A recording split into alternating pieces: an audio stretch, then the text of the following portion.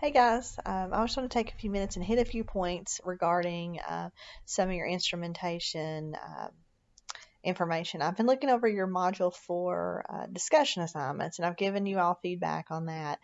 But a couple things I just want you to keep in mind and some trends I saw in some of your responses. Really try to distinguish qualitative and quantitative. Um, Meaning, most of you guys have research topics that are measuring a behavior, right? A lot of you guys have that type of research topic you're looking at. And when you have that type of thing, you're measuring an increase in the behavior or a decrease in the behavior. So a lot of times, in a therapeutic setting, say you're trying to, an intervention, which is your independent variable, to change, you hope they'll have an effect on your dependent variable, which is depression, for example. Okay, so from a therapeutic standpoint, if you want to see if that intervention has a effect on the depression, you would need to know what the depression looked like before, and you would need to know how the depression has changed during the intervention period, right? So maybe periodically throughout a certain frame of time, depending on how long the intervention typically is. So if you're looking at it, a way to measure that in instrumentation, that you would use, something that we already use in the therapeutic setting is assessments, right? So a lot of times we have standardized assessments that we use, and in this case, one that is pretty common is the Beck Depression Inventory. So that's a standardized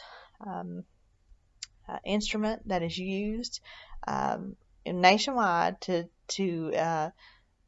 determine the severity of an individual's depression. Okay, so if you're looking at that in your research, you could look at depression. Do a Beck inventory before treatment and a Beck inventory at certain periods during treatment. Depending on how long the treatment phase is. So that standardized measure has a lot of reliability and validity because it's been proven over and over again in research. There's been a lot of research out there that has used that. That's how it's become a standardized measure. It's an accepted measurement for depression. Okay, so we don't have to recreate the wheel here, guys. We just use existing measurements that are out there if that's available to you in the type of research that you're doing. Now, that would almost always be a quantitative measure. That because it's a standard, you can see a scale of how get a feel for the severity before and then after, or your during and after. So it's all analytical at that point and quantitative. Now, qualitative is where you get into more of a touchy-feely, understanding of that person. So if you have a qualitative measure, you really want more refined information that you can't just get from the numbers.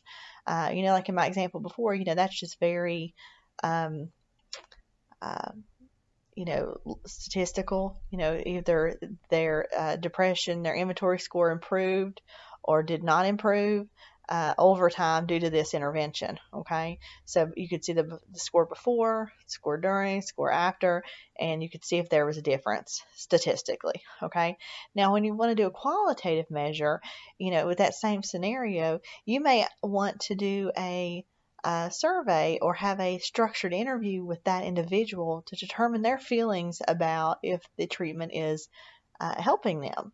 The intervention, if it is helping them feel more functional.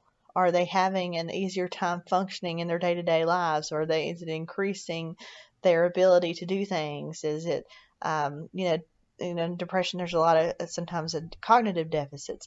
So is that improving those cognitive deficits, and helping them be more functional in their daily lives?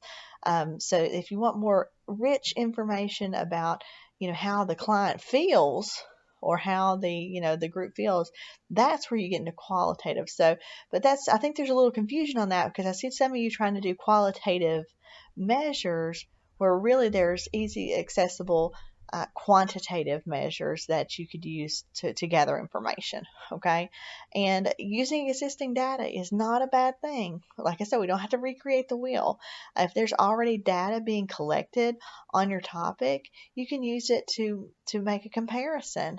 Like after, if you're looking at data before a certain point, and then maybe new legislation and then after, that could be something you could use to make a comparison too. There was existing data, and that data continues to be gathered, but there was something in the middle that changed. There was an intervention in between, and you can see the difference. Okay, so don't be afraid to use existing data.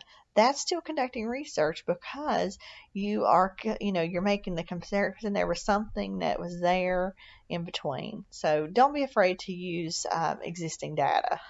So we don't want to make this harder than it has to be. A lot of times you don't have to have mixed methods. You can have mixed methods, where you're doing qualitative and quantitative. But just keep in mind what you're measuring. If you're looking at change in this behavior, you really are looking at some kind of statistical, you need some kind of measurement that you can look at quantitatively. Okay. So just wanted to clear that up a little bit and help you guys understand your instrumentation a little bit clearer. And if any time you're not sure, and I know I've already talked to a few of you about your instrumentation, so if you're not sure, just reach out and talk. Sometimes it's easier just to have a conversation, about a 5-10 minute conversation, and we can get it all cleared up and get you on the right path.